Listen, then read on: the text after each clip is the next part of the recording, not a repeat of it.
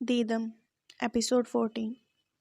اس کا نہ صرف موڈ خراب ہوا تھا بلکہ خود پر غصہ بھی آ گیا تھا۔ اسے شاہجہاں کو بتانا ہی نہیں چاہیے تھا کہ وہ کرائسس میں ہے۔ لوگوں کے آگے اپنے زخموں کے اشتہار نہیں لگاتے۔ لوگ ہمدرد بننے سے پہلے ترازو اور ہتھوڑا لے کر مصنف بن جاتے ہیں تاکہ اچھی طرح آپ کا محاسبہ کر سکے۔ دنیا شاید اتنی تلخ ہو گئی ہے کہ کسی بھی خطے میں چلے جاؤ لوگ زہر پھنکارتے مل ہی جاتے ہیں، لیکن وہ یہ سب شاہجہاں سے چھپا بھی تو نہیں سکتی تھی۔ آخر کب تک چھپاتی؟ کچھ دن پھر اس نے مصروفیات کی تعویل دینی ہی دینی تھی، اس لیے اس نے سر جھٹک دیا اور ریکارڈنگ میں مشغول ہو گئی۔ کم از کم ایک برے خیال کو انسان کا روشن دن خراب کرنے کا حق نہیں ہونا چاہیے، اس نے سوچا اور پوری ایمانداری اور خلوص سے ریکارڈنگ کروائی۔ آج ڈرامے کی آخری قسط کی ریکارڈنگ ہونا تھی۔ آخری قسط کے اولین 3-4 مناظر کے بعد ہیروئن بے ہوش ہو جاتی ہے اور پھر کبھی نہیں اٹھتی، اس لیے کردار کے خاموش ہوتے ہی گزارا کے مکالمے بھی تمام ہو گئے۔ ابھی تک پوری گھنٹے کی قسط باقی تھی لیکن گزارا کا کام مکمل ہو گیا تھا۔ ریکارڈنگ کرا کے وہ سٹنگ روم میں اپنے بیگ میں چیزیں ڈال رہی تھی جب ہی زوبیہ نے کمرے کا دروازہ کھولا۔ گزارا مبارک ہو، تمہارا کام مکمل ہو گیا، مسکرا کے کہتی قریب آئی۔ اس کے ہاتھ میں ایک سنہرا سخت کاغذ سے بنا کارڈ تھا جس پر بیل بوٹے منقش تھے۔ شکریہ، اب سارا کام تمہارا ہے تو اچھے سے نبھانا۔ وہ بیگ کی زپ بند کر کے سیدھی ہوئی۔ ضرور، یہ لو، یہ بھائی کی شادی کا کارڈ ہے، تم نے ضرور آنا ہے، اس نے کارڈ پیش کرتے ہوئے اپنائیت سے کہا۔ گزارا کارڈ لیتے ہوئے خلوص سے مسکرائی۔ ضرور آؤں گی، مجھے پاکستانی شادی دیکھنے کا بہت شوق ہے۔ تم نے اس سے پہلے نہیں دیکھی نا؟ زوبیہ نے اندازہ لگایا۔ نہیں، کوریا میں اسلامی شادیاں بھی سفید گاؤن اور سادے نکاح کے بعد ختم ہو جاتی ہیں۔ اوہ، پھر تو تمہیں ضرور آنا چاہیے، اس نے صلاح دی۔ انشاءاللہ، وہ خلوص سے بولی۔ زوبیہ سے کارڈ لینے کے بعد وہ سیدھا ریسٹورنٹ آئی۔ گو کہ شاہجہاں حویلی میں تھا لیکن اس کا کوئی موڈ نہیں ہو رہا تھا وہاں جانے کا۔ فی الوقت وہ اپنے ذہن کو مصروف رکھنا چاہتی تھی۔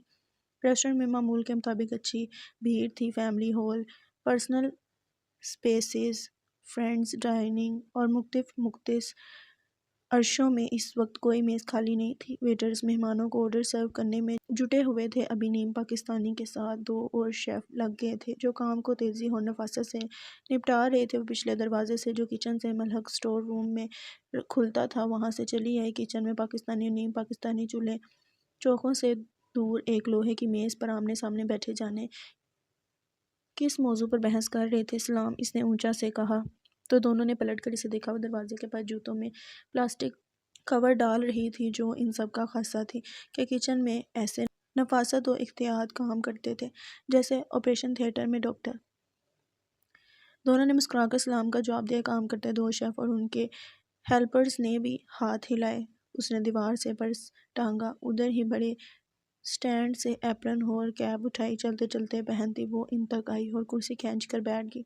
وہ دونوں درمیان میں پھلیوں کا ڈھیر رکھے اپنے اپنے برتنوں میں دانے چن رہے تھے۔ کیسے ہو دونوں؟ بہت خوش نظر آ رہے۔ اس نے مشکوک نظروں سے دونوں کو تاڑا۔ دبیس، میڈم کے لیے بھی ایک برتن لے آؤ، پاکستانی نے پلٹ کر ہیلپر سے کہا۔ پھر وہ گزارا کی طرف مڑا۔ خوشی کس بات کی میڈم؟ خوشی کے لیے جینا ضروری ہے، ہم تو بس سانس لے رہے ہیں۔ ارے، گزارا کو ہمدردی ہوئی۔ ایسے کیوں کہہ رہے ہیں پاکستانی صاحب؟ کیوں نہ کہوں؟ اس نے ہاتھ گردن کی پشت پر رکھے اور چھت کو گھورنے لگا۔ زندگی پر اگر غور کرو تو مجھے کچھ بھی نہیں ملا اس سے۔ بچپن میں پڑھائی سے نفرت تھی تو اسکول چھوڑ دیا۔ ابا باورچی تھے اور اماں برچن، دونوں نے کھانا بنانے پہ لگا دیا۔ کھانا بنانا ہی سیکھتا رہا کسی دوشیزہ کی طرح۔ کئی پاکستانی کھانے سیکھے، کانٹینینٹل، چائنیز، تھائی، انڈین، ہر طرح کی کوزین۔ جب جوان ہوا تو ابا چل بسے، وہ روانی سے کہہ رہا تھا۔ آنکھوں میں ماضی کا عجب ساکس تھا۔ ہیلپر برتن دے گیا تو اس نے بھی دانے نکالنا شروع کیا۔ جانے کیوں دانوں سے اسے شاہجہاں یاد آ گیا۔ میں نے ان کا چھوٹا سا ہوٹل سنبھال لیا لیکن ہوٹل چلاتے وقت مجھے احساس ہوا کہ میں صرف کھانا پکا سکتا ہوں، مینیج نہیں کر سکتا دونوں جگہ۔ خود کو مصروف رکھتے رکھتے بالآخر میں ہار گیا۔ ہوٹل بد سے بدتر اور بدتر سے بہترین ہوتا گیا اور پھر بند ہو گیا۔ میں نے دوسرا کھولا، وہ بھی ٹھپ ہو گیا، حالانکہ میں نے وہاں باقاعدہ اسٹاف رکھا تھا۔ پھر میں نے تیسرا کھولا، وہ بھی 4 ماہ چل سکا۔ وہ اپنے آنسو روکنے کی کوشش کر رہا تھا۔ نیم پاکستانی لب بھینچے پھلیاں چھیل رہا تھا۔ اس کے بعد میں نے کوئی ریسٹورنٹ نہیں کھولا بلکہ ایک 5 اسٹار ہوٹل میں بطور شیف نوکری شروع کر دی۔ وہاں مجھ سے 3-4 دفعہ کھانے میں مرچیں تیز ہوں گی تو مالک نے نکال دیا یہ کہہ کر میں بے حد مرچیلا ہوں۔ یہ نہیں کہنا چاہیے تھا، گزارا نے افسوس سے کہا۔ مرچیلا کہنا برا نہیں تھا میڈم، نوکری سے نکالنا برا تھا۔ وہ ڈرامائی انداز میں رو پڑا۔ گزارا نے اشارے سے اشارے سے ہیلپر کو پیپر ٹاول لانے کا کہا کیونکہ عام ٹیشو کی بس کی بات تو یہ تھی نہیں۔ ہیلپر نے ٹیشو دیا تو پاکستانی رگڑ رگڑ کر آنسو صاف کیے، پھر پوری قوت سے ناک سالی۔ اس کے بعد میں نے ٹیشو نیچے کر کے وہ بولا، میں نے کچھ عرصے اپنی جمع پونجی چلائی، پھر میں سڑک پہ آ گیا۔ یہ 7.5 ماہ پہلے کی بات ہے، تب مجھے یہ نیم پاکستانی ملا۔ یہ بھی زمانے کا ستایا ہوا ستم ظرف تھا۔ اس نے میرا ساتھ دیا، میں نے اس کا شاہجہاں صاحب سے فنڈ ریز کرایا اور 2% ایکویٹی دی، صرف 1 کروڑ کے منافع پر۔ انہوں نے بہت مدد کی، ہم نے ریسٹورنٹ کھولا، 6 ماہ یہ بھی نہیں چلا۔ وہ پھر رونے لگا، لیکن اب تو چل رہا ہے نا، اب تو۔ میڈم رکی، اس بات پہ نہیں رو رہے، بات کچھ اور ہے۔ نیم پاکستانی جھک کر اس کے کان میں سرگوشی کی۔ وہ ٹھٹکی، کیا بات ہے؟ بتاتا ہوں، نیم پاکستانی نے کہا۔ اسی وقت پاکستانی نے ناک سالی، میں نے کوئی فائدہ نہیں کیا زندگی میں، سارا نقصان کیا ہے۔ سوچتا ہوں میں نے کیا کیا نہیں گنوایا، ساری عمر اس کھانے پکانے میں لگا دی، مجھے کیا ملا؟ کچھ بھی نہیں۔ آپ کو کیا چاہیے؟ گزارہ نے بے ساختہ پوچھا۔ بیوی، بچے، ایک اچھا خاندان۔ نیم پاکستانی ڈرامائی انداز میں ہاتھ جلائے۔ کیا مطلب؟ گزارہ چونکی۔ اس کی شادی نہیں ہوئی نا، اس لیے۔ کیا؟ اس کو اچھو لگا۔ پاکستانی تیزی سے سیدھا ہوا۔ چپ کرو، تمہیں کتنی بار کہوں میری ذاتی زندگی کو بیچ میں مت لایا کرو۔ وہ نیم پاکستانی پر بھڑکا، میں نے تمہارے رونے کی وجہ بتائی ہے بس۔ نیم پاکستانی نے نشانے اچکائے۔ 1 منٹ، آپ کی شادی نہیں ہوئی؟ گزارہ نے دوبارہ دریافت کیا، جس پر پاکستانی کچھ دیر اسے دیکھتا رہا، پھر نادم سا ہو کر سر نفی میں ہلایا۔ لیکن کیوں؟ یہ خوبصورت نہیں ہے نا؟ نیم پاکستانی نے پھر ہانک لگائی۔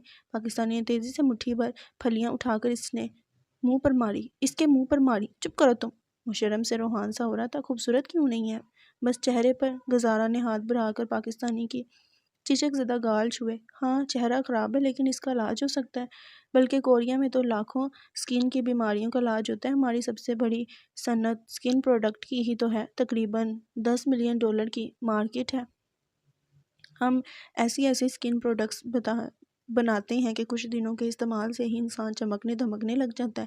اس نے فخر سے شانے اکڑا کر کہا، تو پھر آپ ان کے لیے کوریا سے مسالوں کے ساتھ ساتھ 1 عدد کریم بھی منگوا لیں، تاکہ ان کا چہرہ چمکنے دھمکنے لگ جائے اور ان کو بھی کسی کا گھونگھٹ اٹھانے کی سہولت میسر آ جائے۔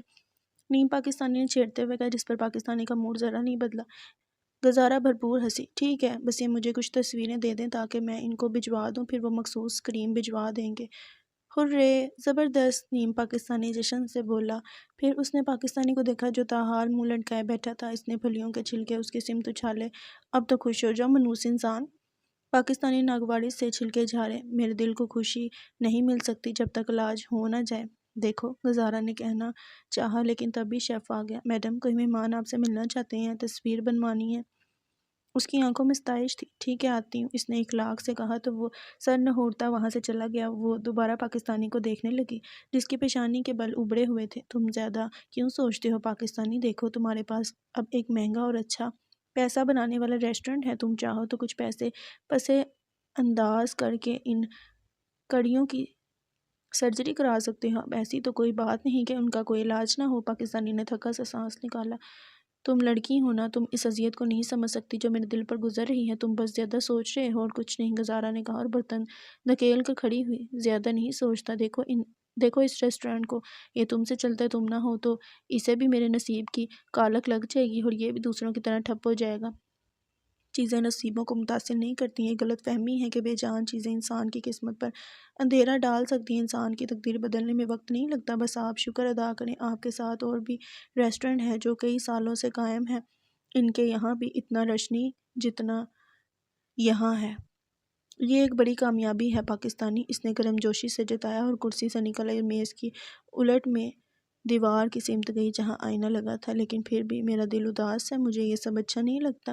تم مستقبل کو لے کر پریشان مت ہو، اپنے حال کا شکر ادا کرو۔ جس نے ابھی تک اتنا دیا ہے وہ آگے اس سے بھی زیادہ دے گا۔ وہ ہونٹوں پر انگلی رگڑنے لگی تاکہ لپ گلوس پھیل سکے جو اس نے چینل سے نکلتے وقت لگایا تھا۔ کسے معلوم؟ پاکستانی نے پھلی کا چھلکا دور اچھالتے ہوئے طنز سے کہا۔ دیکھو پاکستانی، اگر تم اس پر راضی نہیں ہوئے جو اللہ نے تمہیں دیا ہے تو تم اس پر بھی راضی نہیں ہوگے جو اللہ نے تمہیں دینا ہے۔ دھیرے سے اس کا شانہ تھپکا۔ وہ گرم جوش مسکراہٹ سے دیکھتی آگے بڑھ گئی۔ پاکستانی کئی لہجوں تک ان الفاظ کی گونج میں الجھا رہا تھا۔ وہ لون میں اکیلا بیٹھا تھا۔ اگلے لون میں گھنے درختوں کے سائے میں آہنی بینچ نصب تھے۔ جن کا رخ حویلی کی دیوار کی طرف تھا جہاں کیاریوں میں بے تحاشا رنگ برنگے پھول کھلے ہوئے تھے اور نرم سبز گھاس بچھی ہوئی تھی۔ ہلکی ہلکی ہوا چل رہی تھی جس کی وجہ سے درختوں کے پتے سرسرا رہے تھے۔ وہ چائے پی رہا تھا جو ملازم کچھ دیر پہلے دے کر گیا تھا۔ بچے اسکول سے آ چکے تھے، وہ لون میں اسی سمت فٹ بال کھیلنے میں مگن تھے۔ شاہجہاں ہلکی سی مسکراہٹ کے ساتھ انہیں دیکھ رہا تھا۔ گھنٹہ پہلے اس کی زید سے بات ہوئی تھی جو بتا رہا تھا کہ ماں کا مزاج بدل گیا ہے، وہ ان کے ساتھ کھیلتی ہیں، اس کو گھمانے اور کھانا کھلانے لے جاتی ہیں، یہاں تک کہ اس کے ساتھ ویڈیو گیمز بھی کھیلتی ہیں۔ وہ کچھ چونکا نہیں کہ وہ جانتا تھا کہ یہ بھی ہمنا کی کوئی نئی سازش ہوگی، لیکن خیر اچھا تھا کہ وہ زید کو وقت دے رہی تھی، پھر چاہے اس کی جو بھی ارادے تھے۔ وہ یہی سوچ رہا تھا جب اس کی نگاہ اچانک روشنا چچی کی طرف اٹھی۔ وہ لون کے دہانے پر کھڑی بھرپور ہنستے ہوئے کسی سے فون پر بات کر رہی تھی، باتوں میں ایسی گرم جوشی اور بےتابی تھی کہ ایک لمحے کو اسے یقین نہیں آیا کہ روشنا چچی ہی ہیں۔ پھر اسے ان کے عقب سے طاہرہ بیگم نمودار ہوتی نظر آئیں جنہوں نے چلتے چلتی ہستی روشنا سے کچھ کہا، پھر وہ اسی چال شاہجہاں کی سمت آئیں۔ نارنجی شلوار قمیض پر سیاہ شال اوڑھ رکھی تھی، کانوں میں آنسوں کی شکل کی ٹوپس تھے اور اسی طرز کے مالا گردن سے جڑی تھی، بال حسب معمول نفاست سے بندھے تھے۔ کیا کھڑے ہو اکیلے؟ طبیعت ٹھیک ہے؟ انہوں نے قریب آ کر اس کے سر پر ہاتھ رکھا۔ جی امی ٹھیک ہوں، بس ایسی ہوا لینے کا دل کر رہا تھا۔ اس نے ماں کا ہاتھ تھام کر ان کو برابر میں بٹھایا اور چائے کی پیالی میز پر رکھ دی۔ میں نے اوپر سے دیکھا تو پوچھنے چلی آئی، دوا تو لی ہے نا تم نے؟ جی، یونگشی دے کر گئی تھی۔ یونگشی دے کر گئی ہے۔ طاہرہ بیگم کا چہرہ ایک لمحے کو طریق ہوا، لیکن وہ سنبھل کی زبردستی مسکراہٹ سے جا کر انہوں نے بیٹے کے شانے چھوئے۔ جانے کن مردوں نے میری جان پر حملہ کیا، اللہ کرے وہ پاگل جلدی پکڑے جائیں، دیکھنا اپنے جوتوں سے پٹائی کروں گی میں ان کی۔ وہ ممتا سے تڑپ کے بولی، جس پر شاہجہاں ہنس دیا۔ ہیل والا جوتا استعمال کرنا، وہی کروں گی، باریک ہیل والا، تاکہ کیل کی طرح چبھے ان کو ہیل۔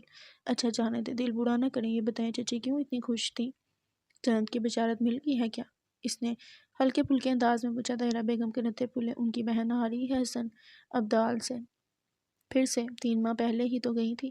وہ بیزار ہوا۔ وہ والی چنیوٹ کی تھی، یہ دوسری ہے، پتے کا آپریشن ہے پمز میں، ہمارے یہاں کچھ دن ٹھہرے گی۔ اوہ، شاہجہاں نے واجبی سا افسوس کیا۔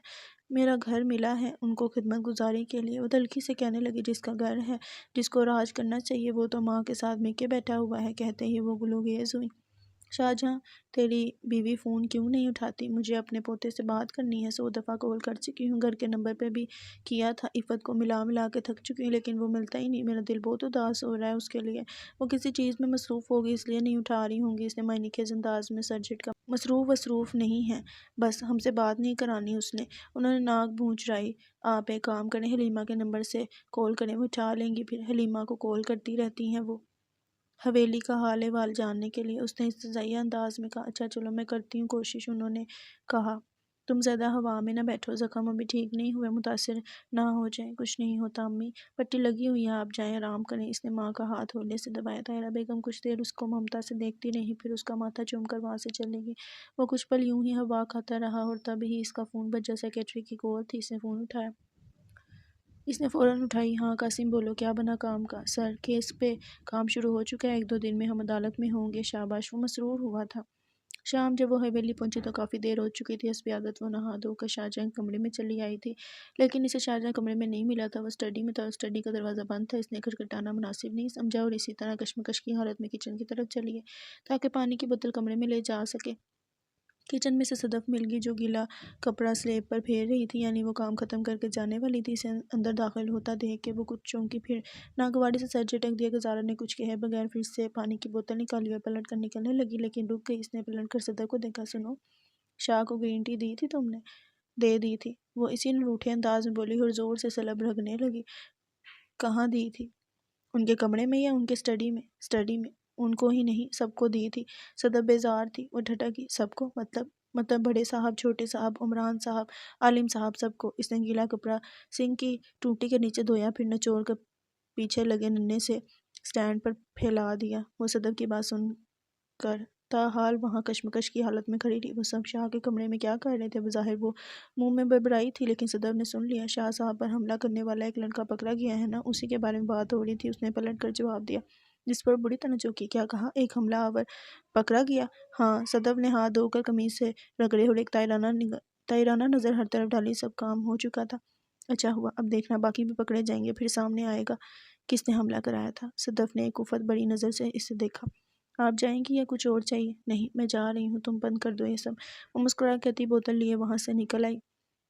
صدف نے پیچھے ساری بتیاں ایک ایک کر کے بجھا دی۔ اپنے کمرے کی طرف جاتے ہوئے سوچ رہی تھی کہ شاہ سے ملے یا نہ ملے۔ وہ اکیلا محسوس کر رہا ہوگا، شاید وہ اداس بھی ہو، یہ بھی ہو سکتا ہے کہ اسے اس وقت اس کی ضرورت ہو۔ بھلائی راہداری پر پہنچ کر اس نے ایک نگاہ شاہجہاں کمرے کی طرف اٹھائی۔ دروازہ بند تھا۔ دروازے کی نچلی سطح سے روشنی بھی نظر نہیں آ رہی تھی۔ کیا پتہ وہ سو گئے ہوں، انہیں آرام کی بھی ضرورت ہے، اس نے سوچا اور سر جھٹک کر اپنے کمرے میں آ گئی۔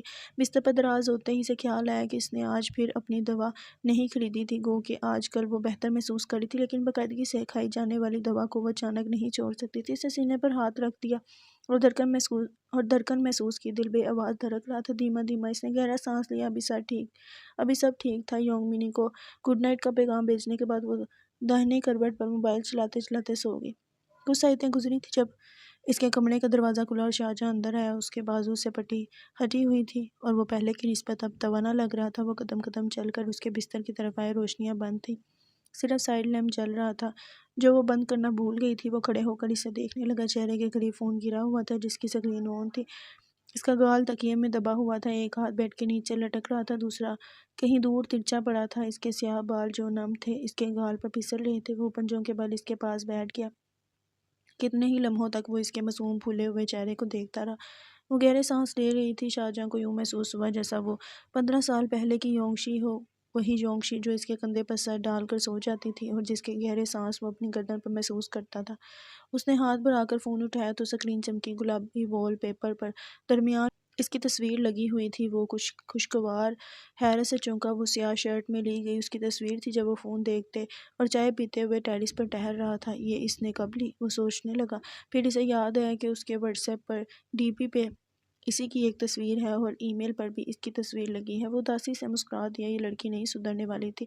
فون بند کر کے اس نے سائڈ ٹیبل پر رکھ دیا اور اس کا لٹکتا ہاتھ اٹھا کر پہلو میں برابر رکھ دیا۔ پھر اس کے چہرے سے بال پیچھے کی اور کمبل سینے تک کھینچ دیا۔ وہ کچھ کسمسائی لیکن جاگی نہیں۔ اس نے ایک الوداعی نظر اس کے وجود پر ڈالی اور لیمپ آف کر کے نکل گیا۔ صبح اس کی آنکھ سورج کی روشنی سے کھلی جو کھڑکی کے پردوں سے چھن کر اندر آ رہی تھی۔ وہ کچھ دیر آنکھیں کھولنے میں مگن رہی۔ شدید تھکن بڑی انگڑائیاں لیتے ہوئے وہ کمار آلود آواز میں منمناتی رہی، پھر اٹھ کے بیٹھ گئی۔ بازو بڑھا کر اس نے کندھے اور کمر چٹکائی، پھر جھٹ پر بستر سے نکل آئی۔ اسے آج ریکارڈنگ نہیں جانا تھا، اسے آج کی چھٹی ملی تھی۔ نہانے، برش کرنے اور کپڑے تبدیل کر کے وہ نیچے آئی تو لاؤنج میں شاہجہاں کو روشنا، کرن اور باقی کے کچھ کزن کے ساتھ بیٹھے دیکھا۔ وہ آج کل آفس نہ جانے کی وجہ سے گھر پر عورتوں کے بیچ گھرا نظر آتا تھا۔ وہ سیڑھیوں پر ہی رک گئی، پھر بیزاری سے سانس نکالتی بادلناک واسطہ ان کی طرف چلی آئی۔ گڈ مارننگ، تم جا گئی؟ شاہجہاں جو چائے پی رہا تھا اسے آتا دیکھ کر گرم جوشی سے بولا۔ گڈ مارننگ، وہ بشاشت سے کہتی صوفے کے ساتھ آن کھڑی ہوئی۔ طاہرہ اور روشنا نے تلخ نظروں کا تبادلہ کیا جبکہ کرن ممانعت جلن سے مسکرائی۔ کافی دیر سے اٹھی ہو، 11 بج گئے ہیں۔ کیا کوریا میں لوگ دیر سے اٹھتے ہیں؟ روشنا نے لہجے کی شہد میں مرچ دبوتے ہوئے دریافت کیا۔ گزارہ ڈرامائی انداز میں مسکرائی۔ نہیں ممانی، یہ بس یہاں کی آب و ہوا کا اثر ہے، ورنہ کوریا میں لوگ صبح ہی صبح اٹھ جاتے ہیں۔ روشنا نے کلرس کر پہلو بدلا۔ جاؤ جا کر ناشتہ کر لو یونگشی، صدف تیار کر رہی ہے، پھر ہم کہیں جائیں گے۔ اس نے مسکرا کر گزارہ سے کہا۔ وہ چونکی۔ کہاں؟ خط دینے۔ وہ اس کی آنکھوں میں دیکھ کر بولا تو اس کی مسکراہٹ سمٹ گئی، آنکھوں میں سنجیدگی در آئی۔ وہ سمجھداری سے سر ہلاتی کچن کی طرف چلی گئی۔ طاہرہ بیگم اور باقیوں نے نہیں پوچھا خط کا کیا معاملہ ہے، اگر وہ پوچھ بھی لیتی تو شاہجہاں نے ٹال دینا تھا، اس لیے خاموشی سے چائے پینے لگی۔ جب وہ ناشتہ کر چکی تو وہ باہر آ گئی۔ شاہجہاں پورچ میں اس کا انتظار کر رہا تھا۔ گاڑی تیار تھی، فیضی اگلی نشست پر متمکن تھا۔ یہ وہی ڈرائیور تھا جو طاہرہ بیگم نے شاہجہاں کے دبئی جانے کے بعد اسے چھین لیا تھا۔ اس نے شاہجہاں کو نہیں بتایا تھا کیونکہ وہ ماں اور بیٹے کے درمیان کوئی کشیدگی نہیں بنانا چاہتی تھی۔ پیلے رنگ کی شرٹ کے نیچے آج اس نے کریم رنگ کی پینٹ پہنی تھی۔ شرٹ لمبی تھی، یوں کہ گھٹنوں تک آتی تھی۔ اس نے دوپٹہ مفلر کی طرح گردن میں ڈال رکھا تھا اور بیگ بھی تھا جو وہ ناشتے کے بعد کمرے سے لے آئی تھی۔ سب سے پہلے وہ پھولوں کی دکان پر گئے۔ انہوں نے گلابی گلاب خریدے اور پھر قبرستان کا رخ کیا۔ وہاں پہنچ کر ڈرائیور نے گاڑی مرکزی دروازے سے قدرے دور کھڑی کی کیونکہ اس سے آگے بہت گاڑیاں پارک تھیں۔ معلوم ہوتا تھا کوئی نئی فوتگی ہوئی تھی۔ وہاں سے وہ دونوں پیدل چلنے لگے۔ گلابی بوکے گزارہ کے ہاتھ میں تھا۔ وہ چلتے ہوئے وقفے وقفے سے پھولوں کو سونگھ رہی تھی۔ مجھے یقین نہیں آ رہا ہمیں گلابی گلاب مل گئے۔ وہ نم پتیوں کو دیکھ رہی تھی جو بہت تر و تازہ تھی۔ گلابی گلاب مل جاتے ہیں، یہ ریئر نہیں ہے، وہ بولا۔ سڑک پر قدرے رش تھا، لوگ سفید اور سیاہ کپڑوں میں ملبوس نظر آئے تھے۔ ہاں پھر بھی جب نہیں ملتے تو نہیں ملتے۔ ماں کو بہت پسند تھے، آپا کہتے تھے۔ مجھے تو یاد نہیں، وہ ہنس پڑی۔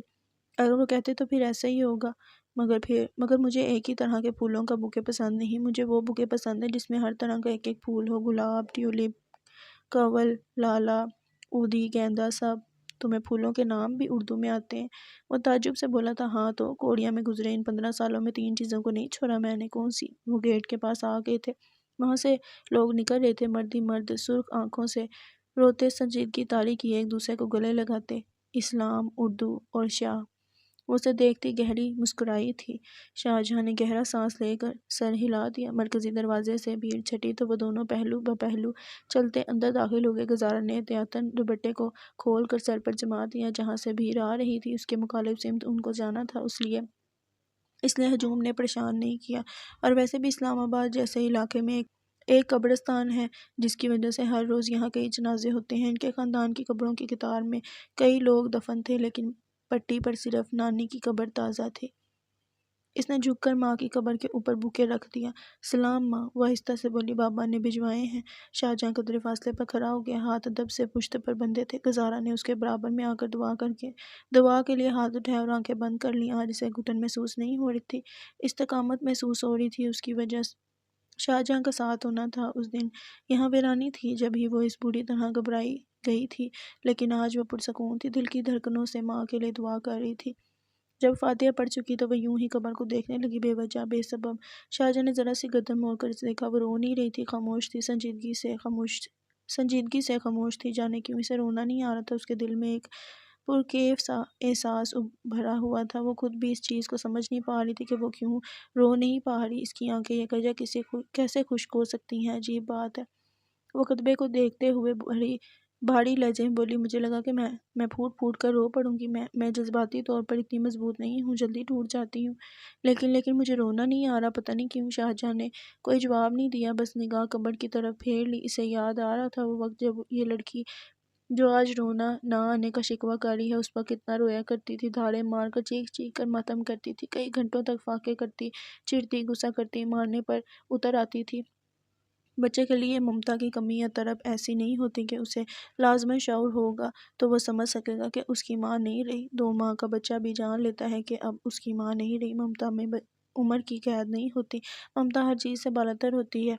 گزارا نے پرس کھول کے خط نکالا جو چھوٹا سا نہ نظر آنے والا رکھا تھا، کورین زبان میں لکھا ہوا تھا۔ اس نے جھک کر امانت کو ماں کی قبر کی مٹی میں یوں دفنا دیا کہ خط کا کاغذ مٹی میں دب گیا۔ مجھے نہیں معلوم آپا نے کیا لکھا ہے، آپ پڑھ لینا۔ ذرا سی سرگوشی کی، پھر وہ سیدھی اور نانی قبر کی سمت بڑھ گئی۔ وہاں کھڑے ہو کر اس نے فاتحہ پڑھی، ان کے درجات بلندی کی دعا مانگی۔ جانے کیوں وہ ان کو دیکھ کے عجیب سی بے ثباتی کا شکار ہو گئی تھی، جیسے فلسفہ کائنات پر تعجب کا اظہار کر رہی ہو۔ یہ فطرت بھی عجیب چیز ہے، اس کا نظام جب کسی کو گرفت میں لیتا ہے جو اس کا حجم نہیں دیکھتا، اس کی جسامت، اس کی طاقت، دبدبہ اور مقام نہیں دیکھتا، اس کے اصول سب کے لیے یکساں ہیں، بالکل یکساں۔ باہر آنے تک وہ یہی سوچ رہی تھی، دل مطمئن ہو گیا تھا کہ ابا کی امانت پہنچا دی، لیکن قبرستان کی مستقبل اداسی اور بے ثباتی کا وہ اثر برقرار تھا۔ وہ سڑک کو گھورتے ہوئے چھوٹے چھوٹے قدم لے رہی تھی۔ کیا سوچ رہی ہو؟ شاہجہاں نے اسے کھویا ہوا دیکھ کے پوچھا۔ یہی کہ نانی کتنی شاندار ہوا کرتی تھی، مجھے آج بھی یاد ہے جب وہ بہوؤں کو حکم دیتی تھی تو وہ سر پر دوڑی چلی آتی تھی۔ حویلی میں ان کی ایک شان تھی، ایک گیس تھا، دبدبہ تھا، اور اب وہ احساس تعصب سے جھرجھرانے لگی۔ آتش کا ایک شعر ہے، نہ گوڑِ سکندر نہ ہے قبر دارا، مٹے نامیوں کے نشان کیسے کیسے۔ جب موت آتی ہے نا یونگشی، تو وہ یہ نہیں دیکھتی کہ وہ کسے لینے آئی ہے، وہ بس لے چلتی ہے۔ اس نے بے رحم سا لہجے میں تبصرہ کیا۔ گزارا نے حمایتاً سر ہلایا۔ قبرستان کے آگے پار گاڑیاں اب جا چکی تھی، ایک آدھ رہ گئی تھی۔ فیض گاڑی کے دروازے سے جڑا کھڑا تھا، ٹوپی بغل میں پکڑی رکھی تھی۔ آپ کا ایک حملہ آور پکڑا گیا ہے، میں نے سنا ہے، چلتے ہوئے اس نے کہا۔ 1 نہیں 3، 2 کل رات کو پکڑے گئے ہیں، اس نے ترمیم کی۔ اوہ، پاکستان کی پولیس فاسٹ ہے، وہ تحسینی انداز میں بولی تھی۔ ہاں، اگر پشت پہ بھاری ہاتھ ہو۔ اسے ٹھنڈی آہ بھری۔ گزارا محاورہ سمجھی تو نہیں، لیکن سر ہلا دیا۔ تو انہوں نے بتایا نہیں انہوں نے کیوں حملہ کیا؟ انہوں نے خود نہیں کیا، ان سے کرایا گیا تھا۔ وہ تو کرائے کے گنڈے تھے۔ اچھا، وہ چونکی کس نے حملہ کرایا شاہ؟ کیا آپ کی کوئی دشمنی ہے؟ شاہجہاں آہستہ آہستہ چل رہا تھا، ہاتھ پینٹ کی جیب میں تھے، وہ اس کے ساتھ ہم قدم تھی۔ ہاتھ پہلو میں گرے ہوئے تھے۔ نہیں، دشمن نہیں ہے، لیکن بننے میں وقت ہی کتنا لگتا ہے۔ ہاں، لیکن گنڈوں نے بتایا تو ہوگا کہ انہوں نے کس کے کہنے پہ کیا ہے۔ ابھی نہیں، شاہجہاں نے تردید کی۔ تفتیش چل رہی ہے، جلدی معلوم ہو جائے گا۔ بس ایک بار معلوم ہو جائے تو دشمن بھی معلوم ہو جائے گا۔ پھر میں اس کو اتنی سزا دوں گی کہ وہ دوبارہ جرات نہیں کرے گا آپ پر حملہ کرنے کی۔ تم اسے سزا دو گی؟ شاہجہاں نے شاہ سے دیکھا۔ اور نہیں تو کیا، مجھے شادی سے پہلے بیوہ کرنے والا تھا وہ، تو کیا سزا نہیں دوں گی؟